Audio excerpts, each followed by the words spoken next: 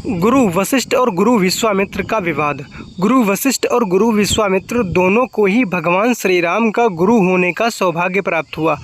आइए जानते हैं उनके जीवन की एक बहुत ही रोचक कथा। एक बार इन दोनों महात्माओं में इस बात पर वाद विवाद छिड़ गया कि सत्संग और तपस्या दोनों में से कौन श्रेष्ठ है। वशिष्ठ जी सत्संग के पक्ष में थे और विश्वामित्र जी को अपनी तपस्या का बड़ा अभिमान था। वे उसे ही श्रेष्ठ समझते थे।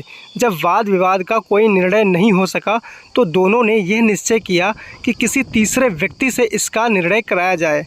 दोनों शेषनाग भगवान के पास चल दिए। दोनों ने अपनी अपनी बात उनके सामने रखी। कहते हैं कि शेषनाग ही हमारी इस पृथ्वी को अपने सिर पर धारण किए हुए हैं। वे कहने लगे, देखो मेरे इस सिर पर इस इतनी भारी पृथ्वी का बोझ रखा है।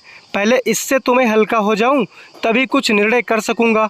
तुम दोनों में से कोई इस भार को थोड़ी देर के लिए उठा लो तो मैं सोचूं। महर्षि विश्वामित्र तुरंत तैयार हो गए और उन्होंने अपनी 10,000 वर्ष की तपस्या के फल को भेंट करते हुए पृथ्वी को अपने सिर पर उठाने की चेष्टा की, लेकिन उनके हाथ लगाते ही पृथ्वी डामाडोल होने लगी। तभी शेषनाग ने उसे फिर संभाल लिया। अब महर्षि वशिष्ठ ने अपने सत्संग के आधे क्षण के फल को समर्पित करते हुए पृथ्वी को उठाने की चेष्टा की और पृथ्वी आसानी से उनके सिर पर ठहर गई। जब कुछ देर बीत गई तो ऋषियों ने कहा, भगवान आप हमारे विवाद के विषय में अभी तक कोई निर्णय नहीं दिया। शेषनाग मुस्कुराए और बोले, निर्णय तो अपने आप हो गया, अब मैं क्या करूं? अर्थात जिसने पृथ्वी के भार को सहन कर लिया उसी का विस्तार सत्य है। तो सत्संग की यही महिमा है, इसीलिए हमें सत्संग करना अति आवश्यक है। सत्संग का अर्थ होता है सच्चे और अच्छे लोगों का संग।